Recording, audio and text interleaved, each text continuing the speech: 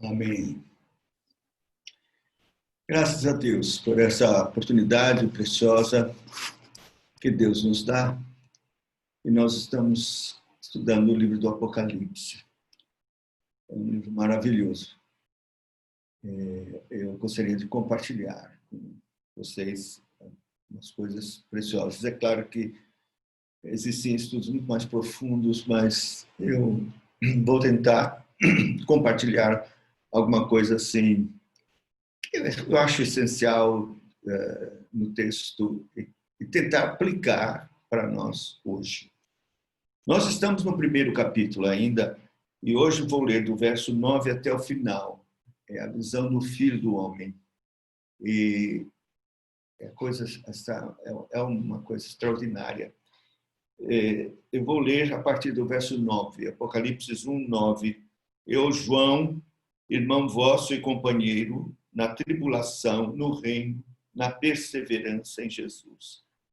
Achei-me na ilha chamada Patmos, por causa da palavra de Deus e do testemunho de Jesus. Achei-me em espírito no dia do Senhor e ouvi por trás de mim grande voz, como de trombeta, dizendo: o que vês, escreve em livro e manda às 7 igrejas: Éfeso, Esmirna, Pérgamo, Tiatira, Sardes, Filadélfia e Laodiceia. Voltei-me para ver quem falava comigo e, voltando, vi 7 candeeiros de ouro e no meio dos candeeiros um semelhante ao Filho do Homem, com vestes talares e cingido à altura do peito com uma cinta de ouro. A sua cabeça e cabelos eram brancos como a alva-lã, como neve, os olhos como chama de fogo, os pés semelhantes a bronze polido, como que refinado numa fornalha, a voz como voz de muitas águas. Tinha na mão direita 7 estrelas, e da boca saía-lhe uma afiada espada de 2 gumes.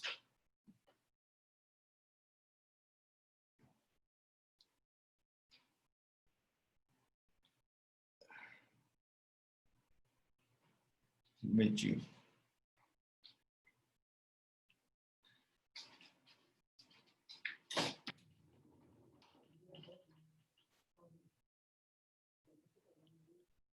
O seu rosto brilhava como o sol na sua força. Quando o vi, caí a seus pés como morto. Porém, ele pôs sobre mim a mão direita, dizendo: não temas, eu sou o primeiro e o último, aquele que vive, estive morto, mas eis que estou vivo pelos séculos dos séculos e tenho as chaves da morte e do inferno. Escreve, pois, as coisas que viste, e as que são, e as que hão de acontecer depois destas. Quanto ao mistério das 7 estrelas que viste na minha mão direita e os 7 candeeiros de ouro, as 7 estrelas são os anjos das 7 igrejas, e os 7 candeeiros são as 7 igrejas. Vamos orar, Senhor. Ajuda-nos a caminhar nesse texto e palmilhar por esta vereda tão santa, tão sagrada, tão profunda. Nem merecemos, Senhor, isso. Nem temos, ó Deus, gabarito algum de nós mesmos para lidar com estas coisas tão santas e tão profundas. Mas nós rogamos a benção do Teu Espírito Santo, que Ele nos ajude e nos dê graça para podermos enxergar aqui, Senhor, com olhos iluminados pelo Teu Espírito Santo, aquelas coisas preciosas que o Senhor tem para o nosso coração, para a Tua glória, exaltação de Cristo, em nome de Jesus. Amém. Amém. Olha, eu estou aqui aproveitando um comentário de Simon Kistemaker, que uma preciosidade também com relação ao Apocalipse. E eu vou aproveitar um bocado de coisa dele aqui para ajudar. O verso 9 diz: Eu, João, irmão e companheiro de vocês na tribulação, no reino, na perseverança que estão em Jesus, estava na ilha de Patmos por causa da palavra de Deus e do testemunho de Jesus Cristo. Veja que coisa preciosa essa identificação que João faz de si mesmo com a igreja sofredora. Ele diz: Eu, João, irmão e companheiro de vocês na tribulação. Na tribulação. Eu sou companheiro de vocês na tribulação. Faço parte. Essa identificação é muito preciosa e a gente vê também o caso de Pedro, quando disse: Eu, presbítero, falando com os outros presbíteros, com vocês. Quer dizer, é uma identificação muito importante que nós, ministros, pastores e líderes, devemos ter com os nossos que estão sob os nossos cuidados. Quer dizer, não só ouvir falar, mas estar lá juntos, sofrer como eles. Nós temos aqui, pelo menos, 3 substantivos que são colocados que qualifica essa tribulação, ou pelo menos identifica a tribulação. Diz assim, no reino, na tribulação, no reino e na perseverança. Aliás, 2, reino e perseverança. Quer dizer, a tribulação, ela é ordenada por Deus, né? Em Mateus, no capítulo 24, fala de uma grande tribulação que a igreja tinha que passar, sem precedentes. Fala também, no mundo tereis aflições. E no capítulo 7 de Apocalipse, falando daquela multidão vestida de branco com palmas nas mãos, e a pergunta foi feita: de onde vem? Quem são? De onde vem? Então a resposta é: esses são os que se lavaram no sangue do Cordeiro e vieram de grande tribulação. Quer dizer, ali já era a reunião da igreja, né, vitoriosa, e o destino de onde vieram, grande tribulação. Então, a ideia de que a grande tribulação vai ser num momento só, separado, não é bíblica. A tribulação, ela faz parte de todo este período. Nós estamos em grande tribulação. É claro que vai piorar, não é? A proposta da linha de interpretação é paralelismo progressivo. Então, a descrição do juízo que está já acontecendo vai se agravando. Mas veja, ele é companheiro dos crentes como um pastor, como presbítero. Ele gosta de se chamar presbítero porque na segunda carta e terceira carta ele fala o presbítero, né? João, ele não bota o nome João. O nome João só vem aqui no Apocalipse, mas o presbítero ele usa na segunda e na terceira carta.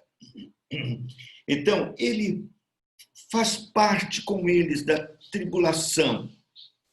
Faz parte com eles na tribulação no reino de Deus.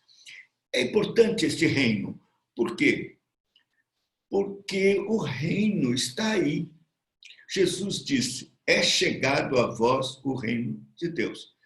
Em Mateus capítulo 12, quando o valente foi amarrado, então é dito que é chegado a vós o reino de Deus. Então, Cristo está reinando, mas em meio à tribulação. Jesus diz: no mundo tereis tribulação, mas tem bom ânimo, eu venci o mundo. Ele está reinando, mas no reino há tribulação. Então, 2 coisas. Nós estamos num reino a ideia é amilenista, mas, na verdade, nós cremos que o Senhor está reinando e que este é um período identificado simbolicamente por 1000 anos, mas é um período em que Cristo reina, a igreja reina com ele, aqui, somos seus súditos, mas no meio de grande tribulação. Então, isso é importante nesse versículo. E perseverança. A perseverança é um dom precioso de Deus. Se você se lembrar dos 5 pontos do calvinismo, quem está afeito, vai se lembrar que o último ponto chama-se perseverança dos santos, que é uma ação do Espírito Santo. É ele o encarregado de conceder perseverança aos crentes no meio da aflição, para que não se desviem, para que não percam a salvação, de forma alguma.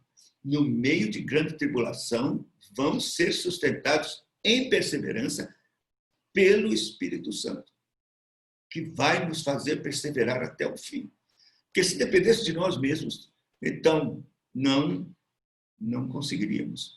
Mas os eleitos de Deus são sustentados pela ação do Espírito Santo, sobrenatural e poderosa do Espírito Santo, para perseverar no meio da tribulação.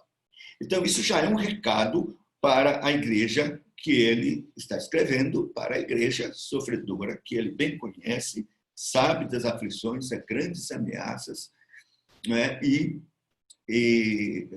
riscos que eles estavam enfrentando, ameaças de morte. Mas ele diz: vamos perseverar.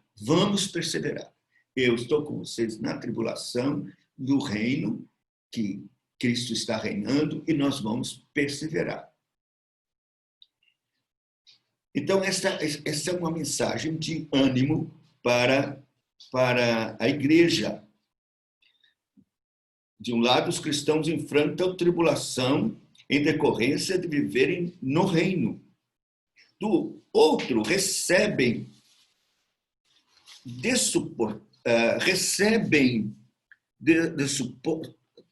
suportar pacientemente, de modo que o reino venha através da fidelidade a Cristo. Então, a perseverança vai fazê-los suportar as aflições. Muito bem. O segundo versículo diz: eu estava no Espírito no dia do Senhor e ouvi por trás de mim uma voz forte como um som de trombeta. A primeira coisa que acho que devemos observar é que significa eu estava no Espírito. Muita gente atribui isso um tipo de êxtase, né? E um tipo de êxtase que coloca a pessoa arrebatada e inconsciente. Mas não é isso. Esse não é o êxtase. De fato, denota uma ação sobrenatural do Espírito Santo, alguém que foi possuído mesmo pelo Espírito Santo, num momento muito especial, cheio do Espírito Santo e elevado no seu espírito, aguçado em todos os seus sentidos para ouvir a voz de Deus. Então, um êxtase, mas que é uma ação do Espírito Santo aguçando os sentidos para que a pessoa esteja preparada, todas as vias, as estradas da alma em conexão com Deus, para receber e perceber tudo o que Deus quer comunicar espiritualmente. E então, veja, diz assim: estava em espírito no dia do Senhor. Aqui, pela primeira vez, escrita esta frase, dia do Senhor, que é, sem dúvida alguma, o dia da ressurreição do Senhor Jesus Cristo, que os cristãos já estavam comemorando e guardando na esteira do 4º mandamento, que é a lei moral, que fez parte da primeira aliança, evidentemente com um sentido, né? Assim, uma administração própria da lei. Por exemplo, o quarto mandamento está atrelado, em Deuteronômio capítulo 5, versículo 15, está atrelado à saída do povo do Egito.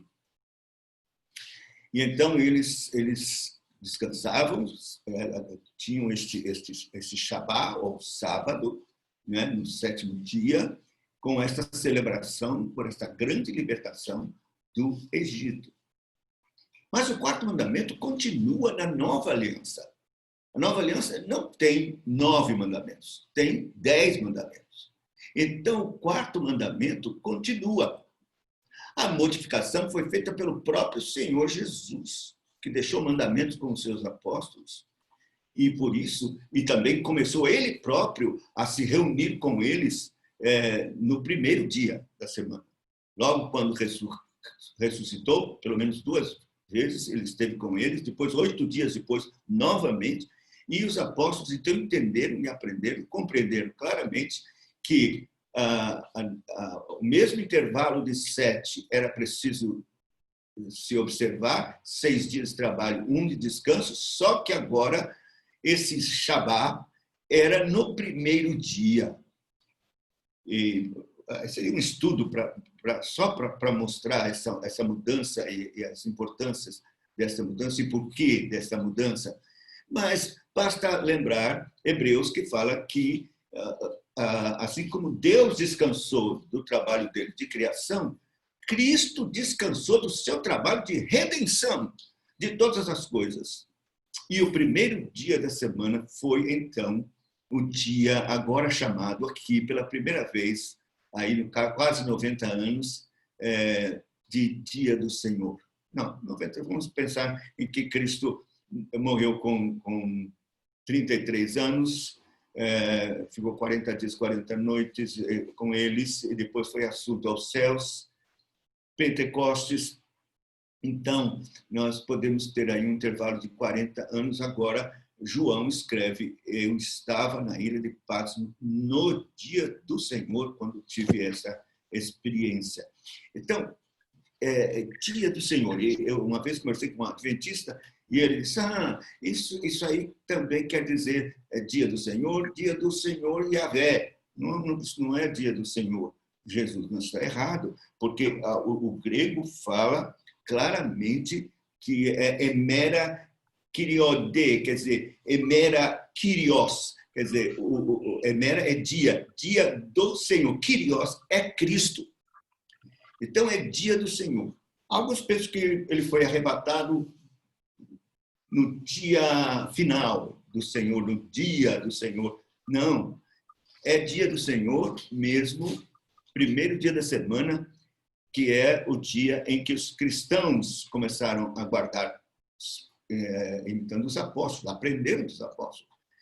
E você vai ver isso logo, Inácio, tal, Clemente, os primeiros pais apostólicos, todos fazem menção deste dia do Senhor. E de certa forma, nós temos uma certa vantagem no latim, de onde vem nossa língua portuguesa, que é a flor do lácio,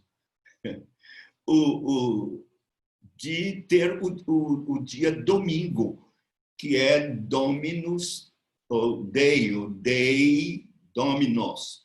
Então, é dia do Senhor. Em inglês, infelizmente, tem uma herança pagã no nome, que é Sunday, dia do sol. Isso é uma pena, uma tristeza, porque não é dia do sol, não é dia de ninguém, não pode ter outro nome. Tem que ser dia do Senhor. Porque João, ele mesmo, como autoridade apostólica, chama este dia assim. E por último, foi como um som de trombeta que ele ouviu atrás de si. Isso é muito importante, este som de trombeta é importante porque no Velho Testamento, quando a lei foi dada, em especial no Sinai, houve canglor de trombeta, forte canglor de trombeta, toques de trombeta, várias vezes que a lei estava sendo dada. Então, isto ficou caracterizado como uma manifestação especial e poderosa do Espírito Santo para entregar a palavra. Então, aqui tem um testemunho que, de fato, Deus falou, por causa dessa voz como de trombeta, como era no Antigo Testamento. Aliás, nós vamos ver muitas coisas no Apocalipse ligadas ao Antigo Testamento, porque continua a esteira da aliança do Velho até o Apocalipse. O Apocalipse é o clímax da aliança. Então, veja isso como é, de fato, importante. Dia do Senhor, e Deus falou. Agora, o verso 11 diz assim, dizendo, o que você vê, escreve num livro e envia às 7 igrejas, Éfeso, Esmirna, Pérgamo, Tiatira, Sardes, Filadélfia e Laodiceia. Então, ele tinha que escrever, não guardar na memória, não, escrever. De alguma forma, ele deve ter conseguido um bom rolo de pergaminho, pelo menos uns 5 metros, para poder escrever tudo isso que iria ser direcionado, endereçado às 7 igrejas. O que é importante aqui é como o Senhor da igreja, o Senhor Jesus Cristo, se importa com sua igreja. As Escrituras é um legado extraordinário e absolutamente indispensável para nós como igreja do Senhor. Nós não podemos prescindir de forma alguma das Escrituras. O que seria da igreja sem as Escrituras? E então aqui o Senhor, preocupado com sua igreja, além já da lei que envolve todos os livros Pentateuco, os livros históricos, proféticos, os salmos, os livros poéticos, os evangelhos, que a essa altura ainda não estavam ainda totalmente compilados, e as cartas, já quase completa. Faltava o Apocalipse. Então, que legado, que bênção extraordinária. Deus manda ele escrever esta revelação para a igreja, porque essas 7 igrejas, e é interessante, o número 7 é sempre completude. Você vai ver isso ao decurso dos nossos estudos. Completude. Então, as 7 igrejas representam todas as igrejas nessa dispensação. A igreja do Senhor, assim, particularizada em cada lugar, receberia esta palavra escrita, o direcionamento, as exortações e também as promessas, todas as coisas que Deus tem nestas cartas seriam para a igreja do Senhor em todas as eras e em todos os lugares. Hoje, para nós. Então, ele mandou que escrevesse. O que vê se refere não somente ao aparecimento do Senhor, se refere não meramente ao aparecimento do Senhor e às mensagens que ele deve despachar às igrejas, mas todo o conteúdo do Apocalipse. Ele tinha que escrever para as igrejas. Apocalipse é um livro único, não tem só uma mensagem para as igrejas, depois... Não, a mensagem para as igrejas é o Apocalipse todo que João escreve. Então, essas 7 cartas, Cristebaco diz assim, estas 7 cartas, contudo, se destinam à Igreja Universal. É mais provável, pois, que João esteja usando o número 7 simbolicamente para comunicar a ideia de completude. Daí, nenhuma igreja é excluída, pois Jesus tem uma mensagem para cada uma.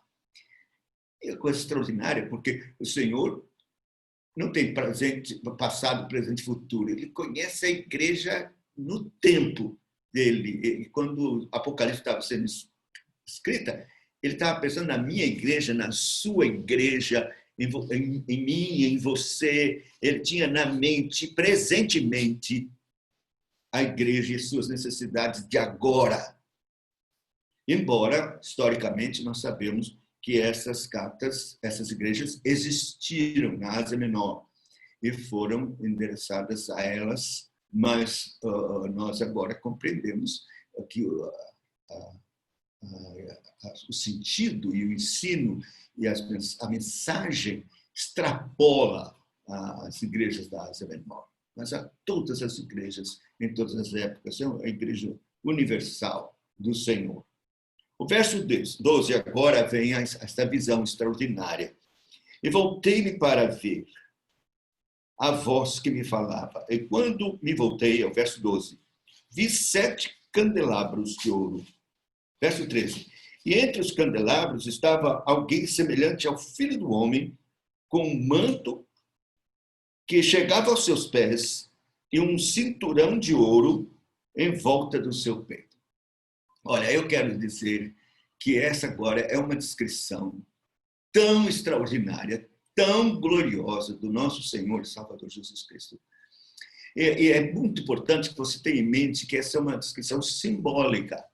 Não pense você que você vai chegar no céu, Senhor, e há uma espada desse tamanho na boca dele. Não, é uma descrição simbólica.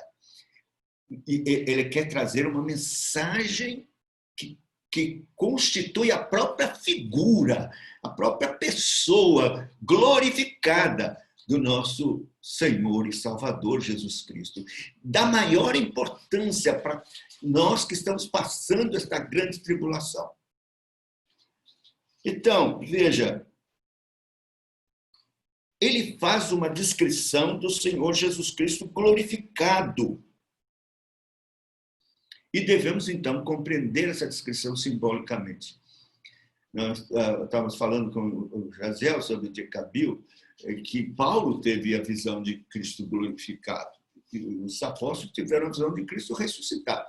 Mas ele teve a visão de Cristo glorificado. Mas João também, o apóstolo João também teve a visão de Cristo glorificado. E isso, de fato, é uma diferença muito, muito grande. E veja, então, o que é dito aqui. Essas particularidades, né, que são ditas aqui. O candelabro, ele voltou-se para ver, e não foi Cristo assim logo que ele viu primeiro os candelabros. Depois é que ele vê Cristo passeando pelos candelabros. Os candelabros lhe chamam a atenção. Os candelabros estavam ali, logo, não é? No tabernáculo havia um tabernáculo de ouro. No templo de Salomão havia 10, 5 à esquerda, 5 à direita. Isso está em 1 Reis 7:49. Mas o que é importante é que esses candelabros significam as igrejas, as 7 igrejas e todas as igrejas. Estavam lá, o Senhor estava mostrando a ele a representação de todas as igrejas, na figura do candelabro. E veja, ele diz que então,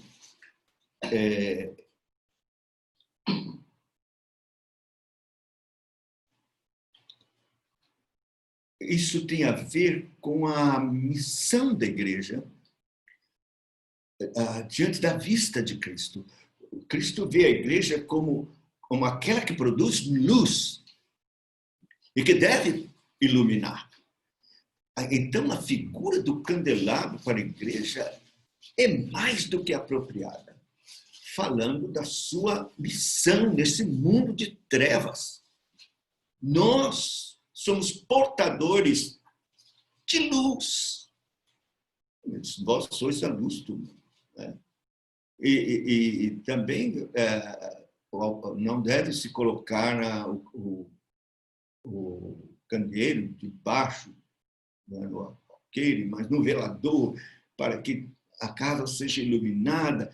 Então, essa é a visão. O candelabro fala da igreja que ilumina, que tem que iluminar, que tem que brilhar, fazer a luz de Cristo brilhar. Então, essa figura do candelabro é extremamente importante. Mas aí, então, ele vê no meio do candelabro alguém como um filho do homem. Como um filho do homem. Nós não sabemos dizer se João reconheceu Jesus.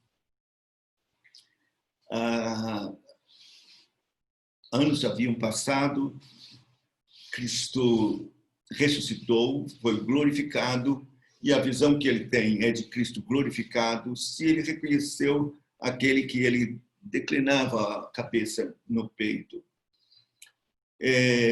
Mas não importa, ele estava convencido de que era ele, era Cristo, o Filho do Homem. Essa expressão, Filho do Homem, é muito importante no Apocalipse, ela é tirada de Daniel, que foi reproduzida nos evangelhos. Jesus tinha apreço por essa expressão, Filho do Homem, não é? Que fala tanto da sua humanidade, que é da maior importância para nós, a humanidade de Cristo, é tudo para a nossa identificação com Ele, e a fim de termos a justificação e a remissão dos nossos pecados, não é? Mas também o Filho do Homem é apresentado aqui como um rei, como o Senhor da glória, né? O Filho do Homem que domina sobre tudo, sobre todos. Nós vamos ver que nessa descrição simbólica do Filho do Homem, que é Cristo, serão apresentadas os três ofícios de Cristo, que é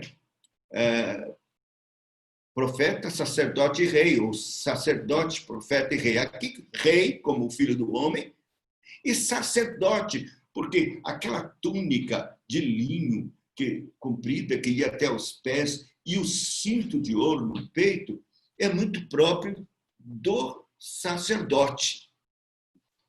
Fazia parte da indumentária sacerdotal. Então, Cristo é apresentado como o Filho do Homem, o rei, aquele que domina, que exerce o seu domínio poderoso sobre as nações, sobre os inimigos, e é o sumo sacerdote das nossas almas, que se compadece de nós, porque ele foi como um de nós, exceto no pecado, mas sabe o que é padecer. Então, nós temos um sumo sacerdote que se compadece de nós e que intercede por nós diante de Deus o Pai. Ele penetra além do véu, ele mergulha-se naquela glória impenetrável, onde o Pai está, luz inacessível, onde homem algum jamais penetrou. Ele penetra, ele intercede, ele ora por nós como sumo sacerdote das nossas almas. E a outra coisa que nós vemos aqui é o manto de ouro e esse cinto à volta do peito. Muito bem. Agora o verso 14. Sua cabeça e seus cabelos eram brancos como a lã, como a neve, e os seus olhos como chama de fogo. Verso 15. Seus pés eram como bronze, extremamente refinado, como numa fornalha, e sua voz era como o som de muitas águas. Então, os cabelos brancos É como aquela descrição mais adiante que fala, e Daniel também, do ancião, né? Do ancião de dias que tinha o cabelo branco como a neve. E isso mostra a sua eternidade. Pureza, eternidade, santidade. Os cabelos brancos de Cristo inspiram isso, eternidade, santidade, pureza. Aquele que sabe todas as coisas, tem toda a sabedoria, que o ancião sempre é identificado com alguém que tem sabedoria, né? Que tem experiência. Cristo aqui é apresentado para a sua igreja como aquele que é eterno, que é puro, alvo e que é conselheiro. É assim que ele é, com seus cabelos brancos. Aí diz assim, os seus olhos como chama de fogo. Olhos como chama de fogo. Então, isso reflete que ele perscruta os escaninhos do coração. Nada escapa aos seus olhos, que são como chama de fogo. Ele nos examina. Olhos como chama de fogo. A intenção de João é dizer que nada escapa aos olhos penetrantes de Jesus. E que ele sabe todas as coisas e vê todas as coisas. Nada está no oculto. O sofrimento do seu povo não está oculto. Seus olhos de chama de fogo estão olhando, estão vendo todo o sofrimento e toda a aflição.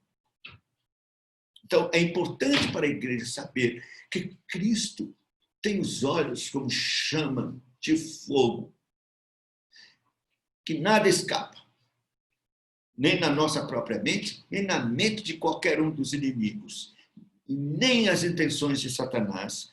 O Senhor vê todas essas coisas com o seu olho como chama de fogo. Ele, então, tem o conhecimento pleno das ameaças, dos perigos, de tudo, e dos inimigos. E isso é importante porque os pés como bronze, luzentes, purificados, estes pés de bronze falam do seu domínio sobre os inimigos e que há de esmagá-los com estes pés. Então, o Salmos 110 parece que é um resumo dessa visão e nos mostra claramente a função dos pés. Veja, disse o Senhor ao meu Senhor, assenta-te à minha direita, até que eu ponha os teus inimigos debaixo dos teus pés. O Senhor enviará de Sião o cetro do seu poder, dizendo, domina entre os teus inimigos. Apresentar-se-á voluntariamente o teu povo no dia do teu poder, com santos ornamentos, como o orvalho emergido da aurora, serão os teus jovens. O Senhor jurou, não se arrependerá, tu és sacerdote para sempre, segundo a ordem de Melquisedeque. O Senhor, à sua direita, no dia da sua ira, esmagará os reis. Ele julga entre as nações, enche-as de cadáveres, esmagará a cabeças por toda a terra. De caminho, bebe da torrente, passa de cabeça erguida. Então, é o poder dele, dominador, e a sorte dos inimigos serão esmagados debaixo dos seus pés luzentes. Então, isso é uma mensagem também importante para a igreja que estava sofrendo na mão dos inimigos. No verso de número 16 diz assim, segura em sua mão direita 7 estrelas e uma espada de 2 gumes saía da sua boca, e o seu rosto era como o sol quando brilha em todo o seu fulgor. Olha que coisa extraordinária. segura nas mãos 7 estrelas. Olha, eu fui pastor 41 anos. 41 anos. Não é fácil. Quem é pastor aqui sabe. Então, eu sei também. Quanta luta. Quanta luta. Às vezes dá vontade de desistir. Não é fácil. Porque são temores por dentro, por fora, além das preocupações terríveis para com a vida das pessoas. E todo problema é o nosso problema, não adianta.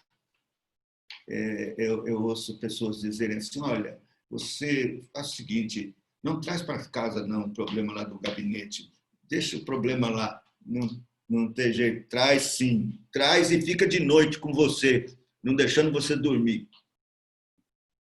É muito difícil, é muito difícil. Mas como é consolador saber que eu sou uma dessas estrelas. Todos os pastores são anjos que o Senhor tem nas mãos e sustenta. Eu sei que é assim, porque eu não estaria aqui se não fosse assim. Não teria me jubilado, guardado que fui pelo Senhor e sustentado em muitas das aflições na minha vida pastoral. Mas Ele tem nas mãos. Tem nas mãos 7 estrelas. Significa, os anjos, como lá no verso 20, nós vemos o próprio Senhor interpreta para João o que significa essas estrelas, não é? Veja assim, só para afirmar bem, para não haver dúvida alguma, diz assim, verso 20. Quanto ao mistério das 7 estrelas que viste na minha mão direita e os 7 candeeiros de ouro, as 7 estrelas são os anjos das 7 igrejas e os 7 candeeiros são as 7 igrejas. Então, é maravilhoso saber que o Senhor tem, que Ele passeia pelos candeeiros, Ele fiscaliza, Ele está lá, Ele sustenta, Ele sabe, Ele conhece as aflições, os problemas da igreja e também sustenta os anjos, os pastores, na mão direita, mão destra de poder. Da boca sai uma espada aguda. Nós sabemos que a espada é a palavra de Deus, né? Nós temos aquele verso tão maravilhoso lá de Hebreus, capítulo 4, né, no versículo 12, devia saber de cor, mas eu vou me segurar aqui com a palavra mesmo. Capítulo 4, versículo 12. Porque a palavra de Deus é viva e eficaz, e mais cortante do que qualquer espada de 2 gumes, e penetra até o ponto que divide alma e espírito, juntas e medulas, e é apta para discernir pensamentos, propósitos do coração. Lá em Efésios também fala da espada do espírito, que é a palavra de Deus. Sai da boca do Senhor, por causa do seu ofício profético. Senhor Jesus continua sendo profeta. Ele continua a ensinar a sua igreja através dos anjos, essas estrelas que ele tem na mão, guarda e as sustenta. Eu vou agora encerrar lendo uma nota aqui importante, que não é minha palavra, é de William Hendrickson. É a descrição, toda a descrição, ele resume aqui de uma forma maravilhosa. Diz assim: note que o Filho do Homem é aqui retratado como que vestido de poder e majestade, de reverência e terror. Aquele manto real longo, aquele cinto de ouro em volta do seu peito, aqueles cabelos tão radiantes, brancos como a neve, sobre os quais o sol brilha tanto que fere a vista, aqueles olhos flamejantes, olhos que perscrutam cada coração e penetra cada canto secreto do mesmo, aqueles pés incandescentes que visam a esmagar os perversos, aquela voz que ressoa como as ondas poderosas que estrondeiam contra os rochedos de Pátmos, aquela grande espada afiada, longa, pesada, com 2 gumes cortantes, aquela aparência por inteiro que se assemelha ao sol que brilha em sua força, brilho esse intenso demais para os olhos humanos fitarem. O quadro inteiro, tomado como um todo, é a figura de Cristo, o ser santo, vindo para purificar suas igrejas e castigar os perseguidores dos seus eleitos. E eu quero encerrar com um último verso.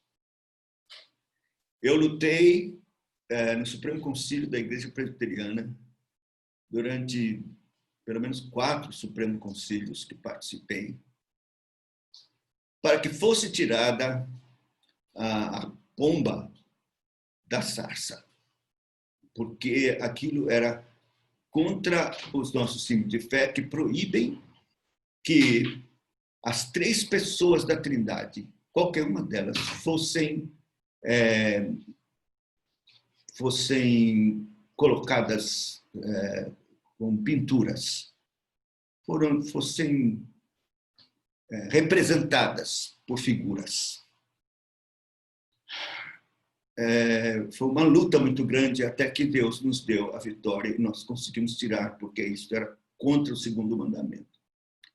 Mas não só isso, nós estamos numa luta agora para tirar das revistinhas da escola dominical as figuras de Jesus. E é incrível como isso acontece dentro dos nossos arraiais. A Igreja Adventista, uma boa, coloca figuras de Jesus, como a Igreja Católica, quadros desse pretenso Jesus. Mas eu quero dizer uma coisa. Toda vez que for pintada uma figura de Jesus, nós estamos detratando, diminuindo a sua glória. Se puder pintar esse que acabo de ser descrito no Apocalipse, tente. Mas alguém pode dizer, mas Jesus não esteve mesmo como homem, aqui está humilhado. Por que a gente não pode fazer uma figura para representar que Cristo foi homem, encarnado, humilhado? Não podemos? Eu vou mostrar o texto para você, que não permite que você faça isso. 2 Coríntios, capítulo 5, versículo 16, diz assim: assim que nós, daqui por diante, a ninguém conhecemos segundo a carne. E se antes conhecemos Cristo segundo a carne, já agora não o conhecemos deste modo. Vou repetir. Assim que nós, daqui por diante, a ninguém conhecemos segundo a carne. E se antes conhecemos Cristo segundo a carne, já agora não o conhecemos deste modo. Como conhecemos agora? Esta descrição de Apocalipse, glorificado, com esse fulgor que ninguém pode representar. Esse é o nosso Salvador, Cristo Senhor, nosso Rei, nosso Deus e Salvador. É Ele que tem o seu rosto brilhando como o sol na sua força, olhos como chama de fogo, glorificado, Não podemos diminuir a sua glória. Que Deus, por sua graça, queira nos abençoar. Esse é o Filho do Homem, aquele que se revelou para nossa salvação de forma tão humilde, mas que foi glorificado com a glória que tinha antes com o Pai. Glória extraordinária e maravilhosa. Que as igrejas, não só as 7, mas nossas também, sejam consoladas com esta visão tão extraordinária e maravilhosa e consoladora do nosso Senhor e Salvador Jesus Cristo, que reina, continua a reinar, e com toda a glória, sobre tudo e sobre todos, e cuida da sua igreja, e cuida dos anjos de cada igreja. Que Deus, por sua graça, sim, queira nos abençoar. Vamos orar. Ó Senhor, louvado seja o teu santo nome. Das coisas preciosas vimos nesse texto, Senhor, de revelação do Filho do Homem, nosso Senhor e Salvador. Nós que fazemos parte das 7 igrejas, do total das igrejas universais, igrejas do Senhor, que estamos no mundo em grande aflição.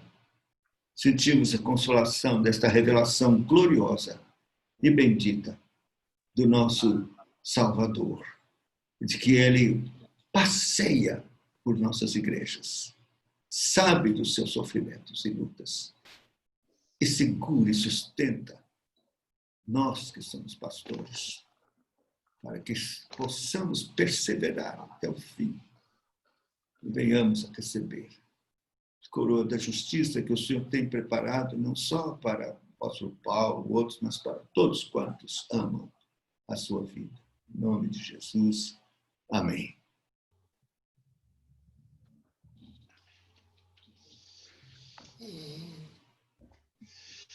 Amém.